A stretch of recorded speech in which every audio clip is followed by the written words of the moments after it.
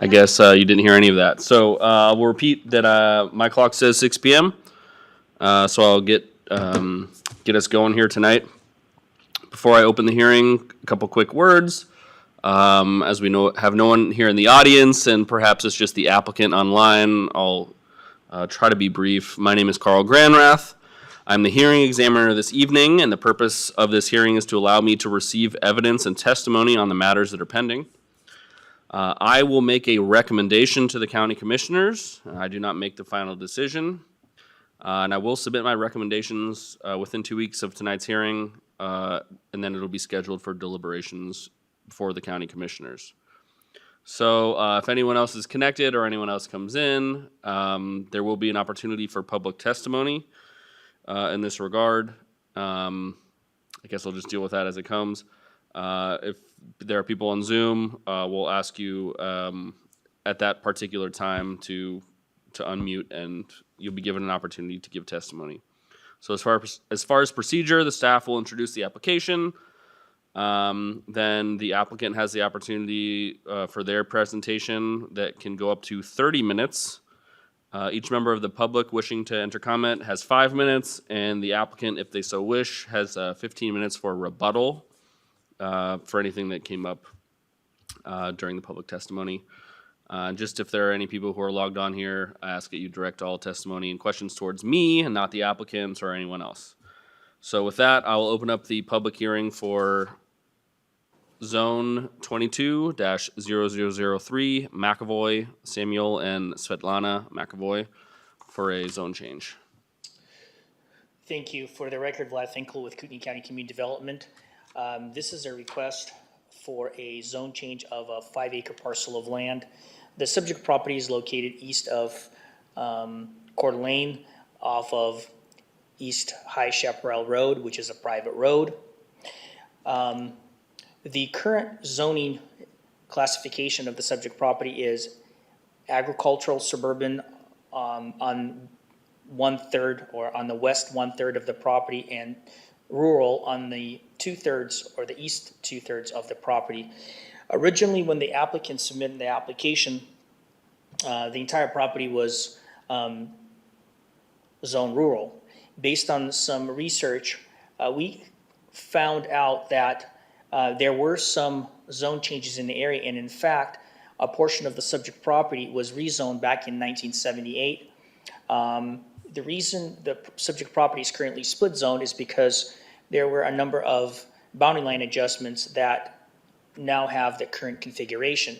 And under the old configuration, I believe it was case number Z39178. The old parcel configuration consisted of the current boundary line between agricultural, suburban, and rural.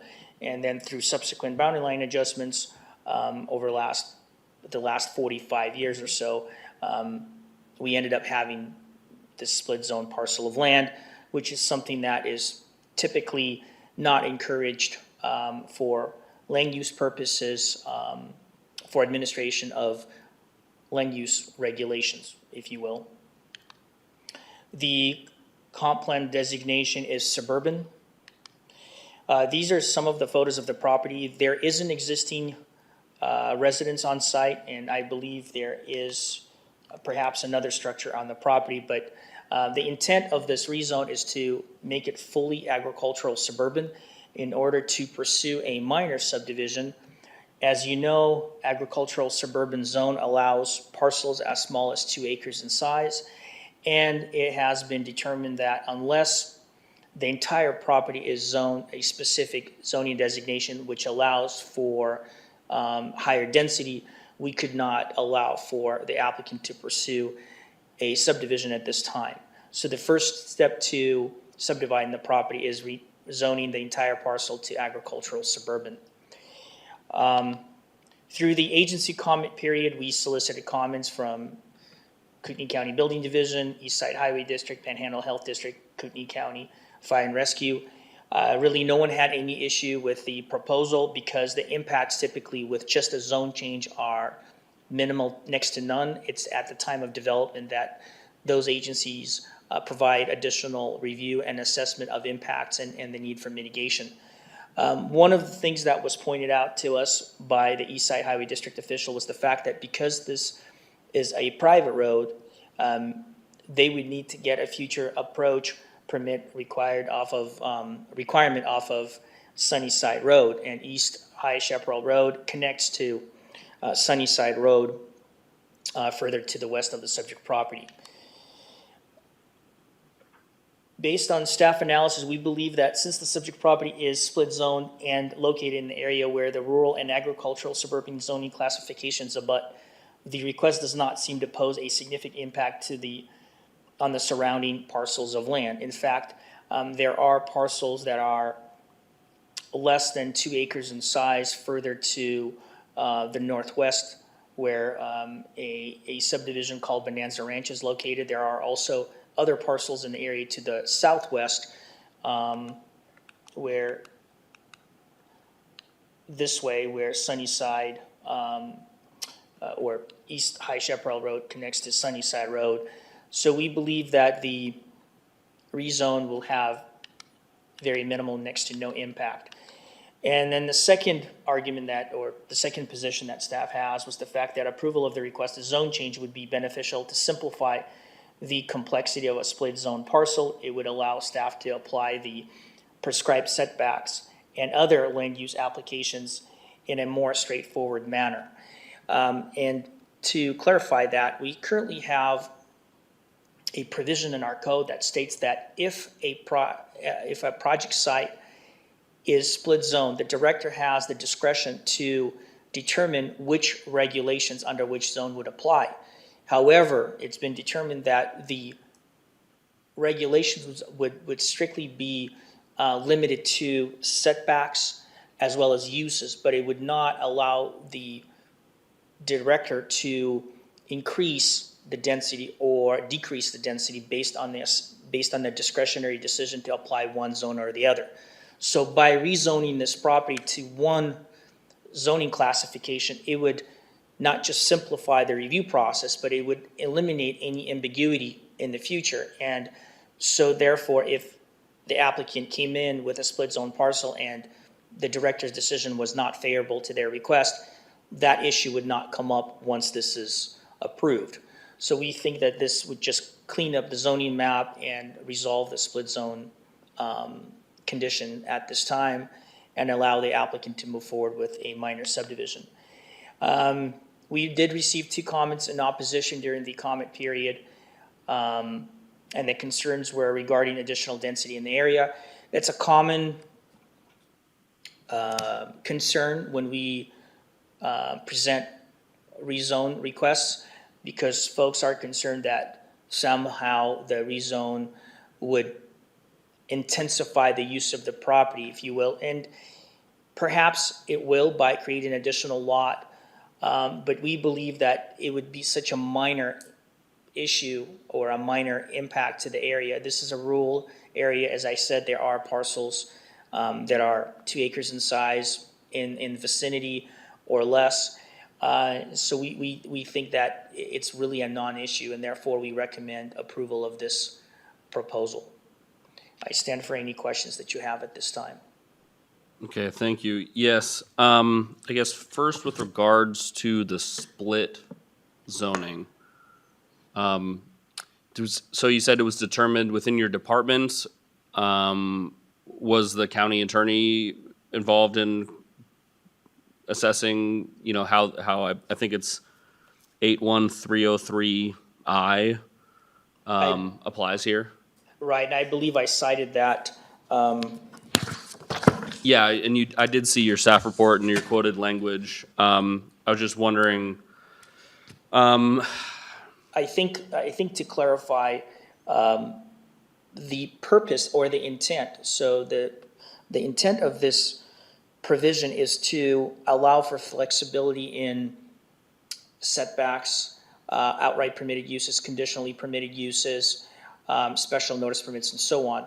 But it's been concluded, and perhaps Ben Tarbutton can weigh in on this, is that the provision under 81303I does not allow for intensification of density at the discretion of the director. And that's our conclusion. I think that's been brought up before. And I think the issue with that would be is an argument could be made that the director is intensifying the density or the use of the property without a formal hearing process, where in a majority of cases, if you're going through a minor subdivision process, you do need to go through agency and public comment review. If you're going through a major subdivision, it requires a public hearing. So the intent of this provision is to make, I would say, minor discretionary decisions that do not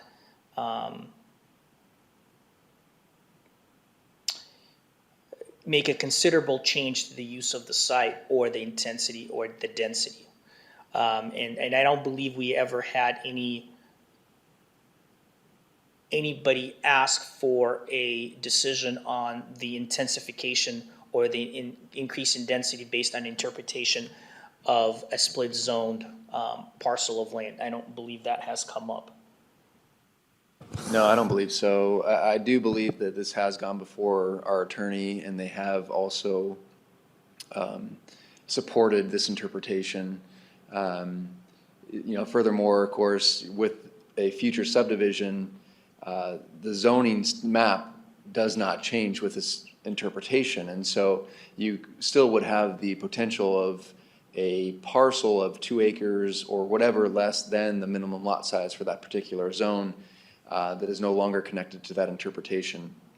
So I do believe that the zone change is appropriate. So in essence, correct me if I'm wrong, but if the director were to make a determination that we would apply the agricultural suburban density standards, perhaps by creating a 2-acre lot within the rural zoning classification would make it non-conforming. And so in order to avoid a non-conformity, a better approach would be to rezone this fully to agricultural suburban and then pursue a 2-lot minor subdivision. And that would avoid any future inquiries about director's determination and non-conforming practices. Great, thank you. That's my main point for you. I believe, just wanted to ask if you know anything about the private road. I have driven the private road to post the property. I frankly do not know whether it meets fire access standards, but when it goes through the review process, once a subdivision application is submitted, at that time the fire department will have an opportunity to comment, and then there will be the assessment of whether it meets fire access standards or not and what improvements are necessary. And then, of course, the highway district will require an approach permit off of Sunnyside. So while it's a good question, I believe that as it pertains to the rezone process, that's something that we don't review at this time. It's more, it's given more thought and review process at the time of a subdivision application. Okay, thanks. And understanding the second point you just made there, if you have any knowledge about covenants, restrictions, or anything on the parcel? I do the answer's not. Okay, if the answer's do no, the not. answer's no. Okay.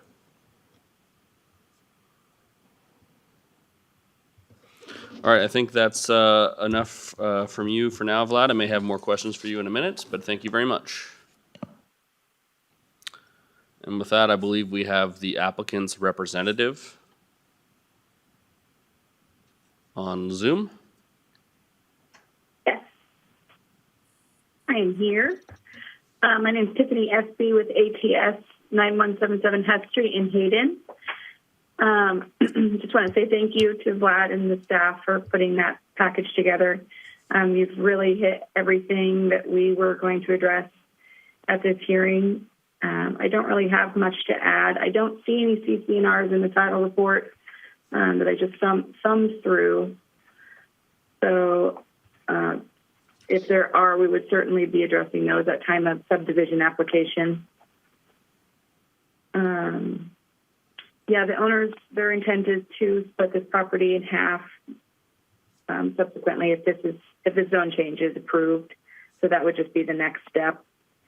And we would have all those answers to the existing private road conditions and anything that's attached to this piece of property, particularly as far as the CC&Rs, what restrictions they would have. So I don't have much to add. Okay. Do Yeah. you have any questions? Yeah, perhaps a couple. So, yeah, I understand, of course, this is just for a zone change, and the subdivision process will take a closer look at many of these issues. Of course, if there's information now that could, sway things one way or the other, it's why I was asking for them or for that information. So I guess mainly I was going to ask about the history of the parcel, which Vlad provided, the road, and potential CC&Rs. I guess I won't take us too far outside of the scope of the zoning request before you get to the subdivision process. But perhaps for a thorough record, and part of reviewing your project narrative, I saw in there that you or the applicant indicated the intent to divide the property and eventually create a 2-acre vacant lot with the intent to sell. I suppose if you could comment on that, if that's true, that's your intent for the property. I saw some narrative language about, bought the land to share with your growing family, which seemed a little contradictory, or if it's really just the intent to slice off a piece of this parcel, and that's the intent for the zone change. So I apologize for that language. Any existing buildings would be on one lot, and then subsequently the created lot would be vacant. So that's all that was addressing there. I don't know if this was for a family member or not. Typically they are split in our office. I think 90% of our subdivisions are for family members. So I think that was just that language in there, that it could possibly be for family, if that addresses that. Okay. So, and I do see the parcel is, let's say, roughly 1/3, 2/3. I don't have the exact area in front of me. I did a little looking myself, but it looks like roughly 1/3 is agricultural suburban and roughly 2/3 are the rural designation. And so obviously it's the intent of your client to essentially change the 2/3 of the parcel to agricultural suburban. And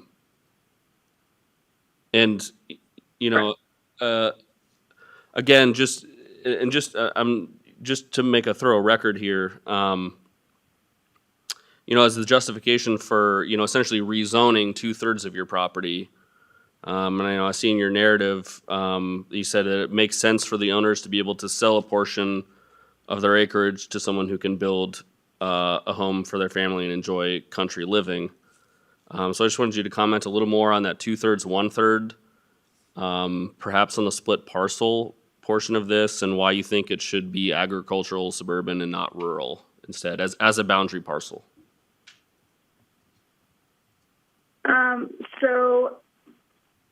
So in a lot of our zone changes, when we're abutting a different zone, the property, we actually didn't know that this was split zones when we applied. That didn't come in until later when Vlad was doing some research and found this zoning map that wasn't available to us online.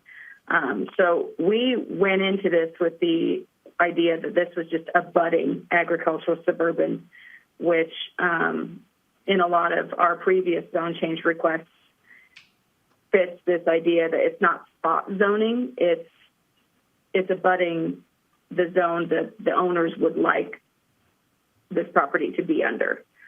So, you know, it wasn't until after Vlad got into it that he saw the split zoning. So to further back up Vlad's feeling and cleaning it up, it certainly makes sense to have it be under one zone. And with the property owners wanting it to be under this agricultural suburban zone, it certainly makes sense to change it to their wants, you know, during this process. But I don't know if that answers your question. Yeah, that does. Thank you. Okay. I'm just trying to get as much of a picture of, you know, the facts and history behind the parcel as well. So you did think that it was all rural, and then discovered that it was actually partially agricultural suburban already? Correct. Okay. Yes.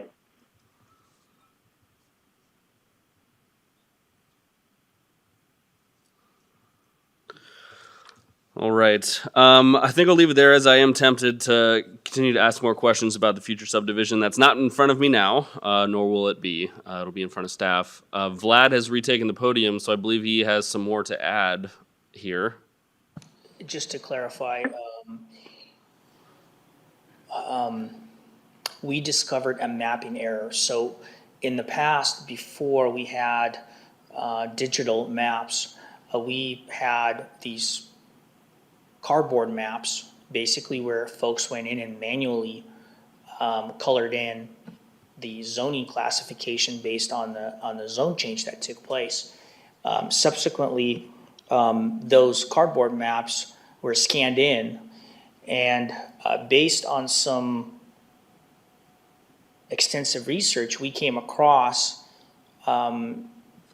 this specific area where it was clearly notated as a rezone that took place in 1978, which encompassed a portion of this property as well as parcels to the south, a portion of a parcel to the south and to the north. And it seems odd today because of the current parcel configuration, but in the past, as I mentioned, the previous boundary line of the property went along what you see today as the jagged edge common lot line between the agricultural suburban classification and rural classification. And this was brought up to the applicant, and we as staff felt that if the property was fully zoned rural, it could perhaps would have been a more difficult argument to make to rezone it to agricultural suburban. But because of our discovery of the mapping error when it was transitioning from cardboard, or the cardboard maps that we have, to digital mapping, that the discovery made it a better argument to now clean up the split zone parcel to one zoning classification.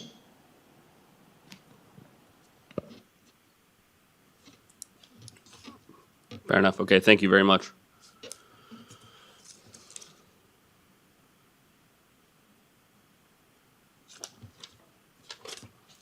I have no more questions at this time. Are there any other comments you would like to make? Sorry, I forgot your name, the applicant's representative. Tiffany? Tiffany, are there any other comments you would like to enter for the record? No, thank you. Okay, thank you. And we don't have anybody on Zoom. nobody's on Zoom. I'm all done. Seeing no other members of the public in person, at 6:24, I will close the public hearing for Zone 22-0003 McAvoy. And I bid you all a good night.